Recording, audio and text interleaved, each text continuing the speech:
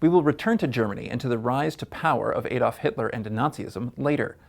Let's now go back to the latter days of the First World War and to the collapse of the Russian Empire.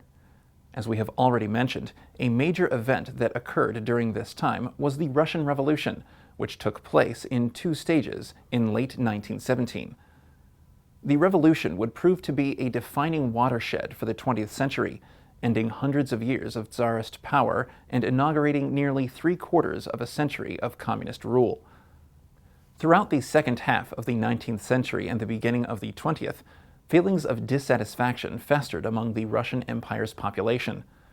Rampant governmental corruption, immense poverty, and persisting industrial, social, and economic backwardness all led to a general sense of disillusionment. As a response, numerous discontented groups and parties were formed. One such group were the Bolsheviks, a Marxist revolutionary faction that split from the Russian Social Democratic Workers' Party in 1903.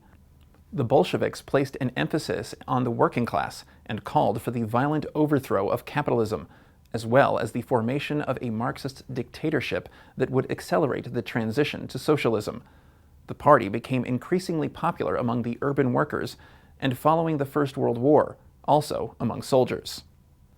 Following a revolution in February 1917, Julian calendar, which overthrew the Tsar and established a provisional government, the Bolsheviks, led by Vladimir Lenin, seized control of the government in October of that year, Julian calendar, refusing to share power with the other revolutionary groups. The new leaders quickly withdrew from the war and, following what they saw as Marxist communism, worked to nationalize private industry and agriculture in the name of the people. Following this coup, the former Russian Empire was plunged into the chaos of a brutal civil war as several forces sought to consolidate control over its various territories, vying to determine Russia's political future. Both the Russian Revolution and the Russian Civil War had far-reaching effects on the landscape of the region, causing radical social and political change and bringing about extreme violence.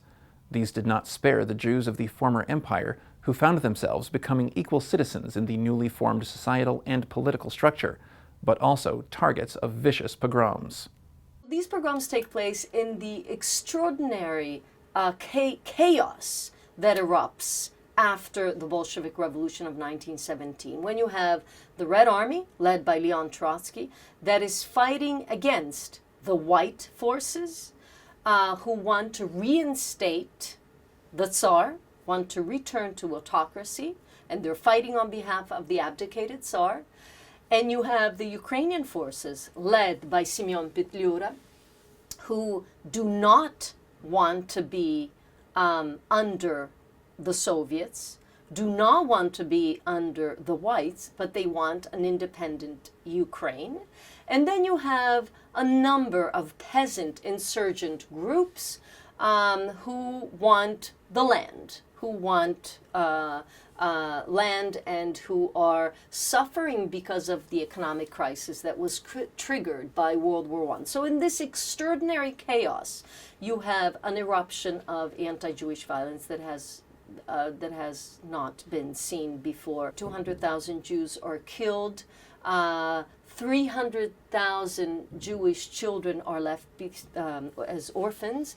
According to some new studies, 1/3 of Jewish women are raped in public, whereby rape is being used as an instrument of ethnic cleansing. I would even refer to these pogroms almost as a forgotten genocide, because some shtetl are completely wiped off the face of the earth. Now, why are these pogroms so important as far as the interaction between Jews and the state and Jews and non-Jews? Now, most Jews before the pogroms were critical of the Bolsheviks, were against the Bolsheviks. However, in the context of the extraordinary violence that we have in the Civil War, the extraordinary anti-Jewish violence, most Jews will choose the lesser of two evils.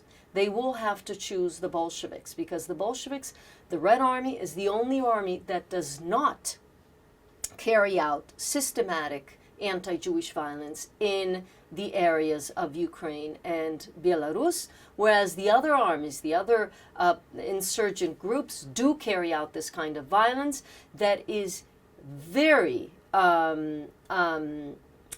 systematic, also thanks to the fact that it is carried out in a militarized fashion, unlike pogroms before.